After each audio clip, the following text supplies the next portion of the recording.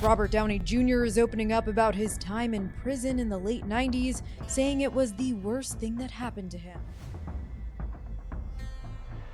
Lindsay Lohan covering her face with a jacket, being arrested early this morning here in New York. They had it all: money, fame, legacy. But beneath the red carpets and golden statues was a slower collapse few ever saw.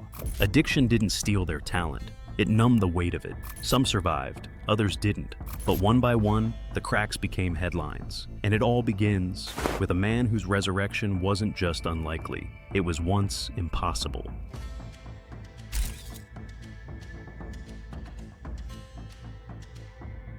Number 10. Robert Downey Jr.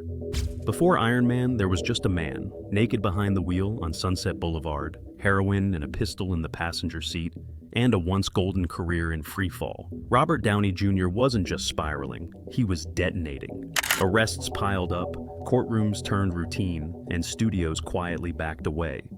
But in a town built on second chances, Downey ran out of them, until one friend stepped in.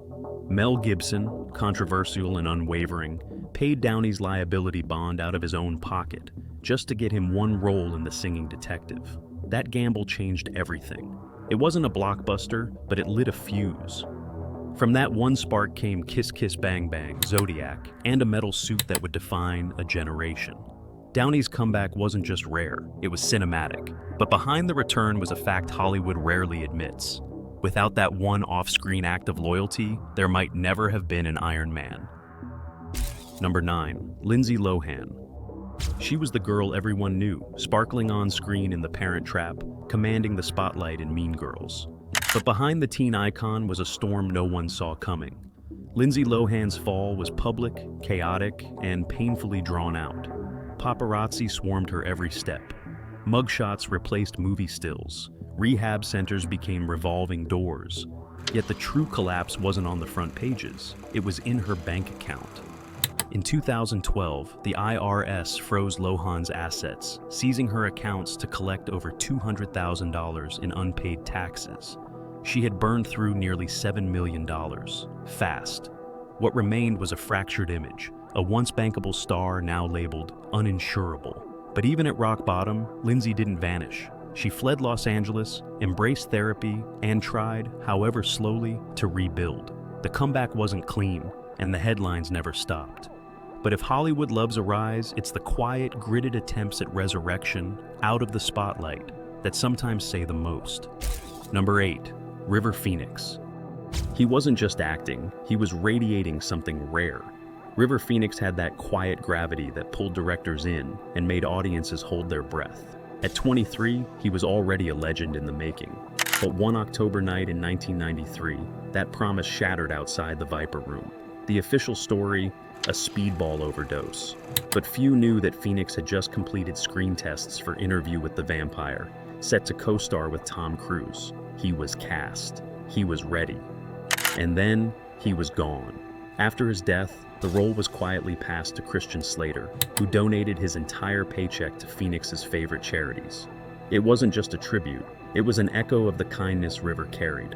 Raised in a fringe religious cult, he had always wrestled with chaos beneath his calm exterior.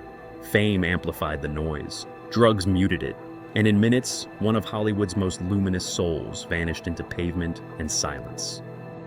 Number 7. Heath Ledger. The Joker wasn't just a role, it was an obsession.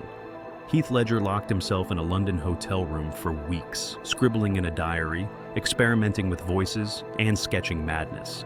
The result was iconic, but the cost was invisible. Insomnia gripped him, anxiety followed. Ledger confessed the character wouldn't leave him, that he couldn't sleep. So, he medicated, oxycodone, diazepam, alprazolam. On January 22, 2008, those names became an obituary. The autopsy said accidental overdose. Friends said exhaustion. But that diary? Its final page read, "Bye-bye," chillingly dated days before his death. At just 28, Ledger was gone, leaving behind a daughter, a fractured family, and a film that would immortalize him.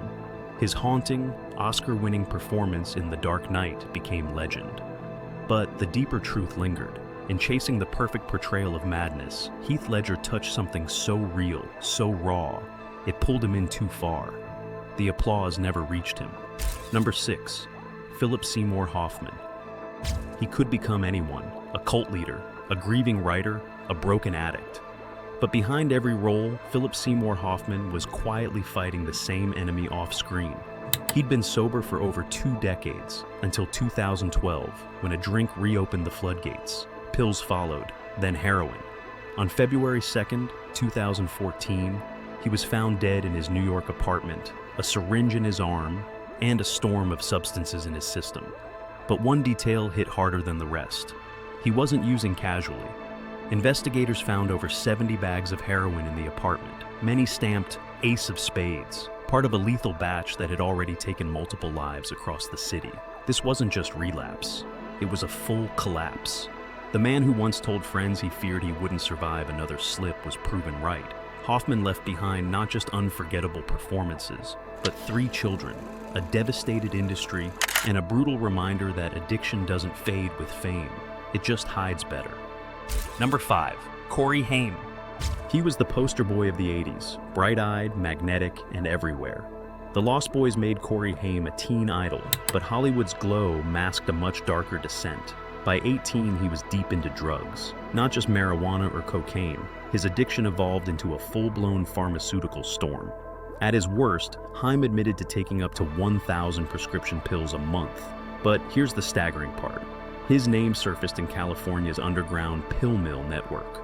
One year, over 500 prescriptions were written in his name. Dozens of doctors, fake diagnoses, endless refills. His body aged decades in just a few years. Roles dried up, money vanished, interviews turned heartbreaking, and though he desperately wanted a second chance, the damage was done. In 2010, he collapsed in his mother's apartment, dead from pneumonia, his body ravaged by years of abuse. No illegal drugs were found, but by then, he was already a ghost of the teenager fans once adored. Number 4. Charlie Sheen. He was the king of sitcoms, television's highest paid actor, raking in nearly $2 million per episode on 2.5 Men. But behind the scenes, Charlie Sheen's life was spiraling into legend. Drugs, parties, a mansion that became a carousel of excess. Public meltdowns turned into punchlines. Tiger blood, winning, as Sheen unraveled in real time. But the darkest twist wasn't televised. In 2015, Sheen revealed he was HY5 positive, a diagnosis he'd kept hidden for years. The announcement stunned the world, but what came before was even more shocking. A string of drug-fueled episodes, including one binge where he reportedly smoked cocaine for 36 hours straight, landing him in the hospital. His paranoia grew. He paid millions in hush money to keep the illness secret. By the time he went public, the damage, physically, financially, reputationally, was irreversible. Sheen called it punishment. Others called it reality, crashing through delusion. Either way, the fall was epic. The man who once seemed invincible was now the face of consequences Hollywood could no longer ignore. Number 3. Whitney Houston. Her voice could silence a room. Whitney Houston wasn't just a singer. She was a force of nature, her range defying gravity, her presence radiating grace. But behind that unmatched talent was a woman drowning in expectations. By the early 2000s, the voice that once soared began to falter. Interviews became erratic. Her body grew frail. Yet nothing prepared the world for what came after her final curtain. On February 11, 2012, Houston was found lifeless in her Beverly Hills hotel bathtub. The cause? Accidental drowning with cocaine, Xanax, and other substances in her system. But the scene itself told a harsher story. Open champagne bottles, a spoon with white residue, even a hole punched in the bathroom wall. Evidence of a violent, chaotic spiral just hours before her death. She had tried to claw back, touring, rehabbing, hoping, but the pressure to stay perfect, to stay profitable, crushed her. Whitney wasn't just lost to addiction, she was swallowed by a system that loved her voice but never heard her cries. Number 2. Robin Williams. He lit up every room, every frame, every stage. Robin Williams was a whirlwind of genius. Mrs. Doubtfire, Good Will Hunting, Dead Poets Society. Each role a burst of brilliance. But beneath the laughter was a man unraveling quietly. For decades, Williams battled addiction like a shadow, quitting cold turkey after John Belushi's overdose, relapsing years later, and slipping into rehab between projects with barely a whisper. But in 2014, the mask cracked. The world believed it was depression that claimed him. The truth was even more devastating. Williams had been misdiagnosed with Parkinson's. In reality, he was battling Lewy body dementia, a degenerative brain disorder that caused hallucinations, memory loss, and terrifying confusion. In his final months, he forgot lines mid-scene. He saw things that weren't there. The man who could imitate anyone couldn't recognize himself. Friends said he was unraveling in silence, desperate to protect the image the world adored. He wasn't just losing roles, he was losing reality. And when he took his own life, it wasn't escape. It was surrender to a disease that no one saw coming. Number 1, John Belushi. He was chaos incarnate, a comedic supernova who burned brighter than anyone on Saturday Night Live. John Belushi didn't just perform, he exploded. From Animal House to the Blues Brothers, his energy was unmatched, but it came at a deadly cost. Belushi lived fast, consumed faster, and used drugs to chase the high his fame demanded. Friends warned him, studios begged him, but the pace never slowed. By 1982, he was worn thin. On March 5th, he was found dead in Bungalow 3 at the Chateau Marmont. Slumped, silent, gone. The cause, a speedball, a toxic mix of cocaine and heroin. But here's the detail few remember. He didn't inject himself. A drug dealer and wannabe actress named Kathy Smith gave him the fatal dose, later pleading guilty to involuntary manslaughter. It made Belushi's death not just tragic, but criminal. Hollywood didn't just lose a star that day. It lost a warning, ignored too long. At 33, Belushi had already lived like a myth. But the laughter he left behind couldn't drown out the truth. That addiction doesn't care how bright you burn. It only waits to snuff you out. Fame builds legends, but addiction rewrites them. These stories aren't just about stars. They're about survival, collapse, and the fragile line in between.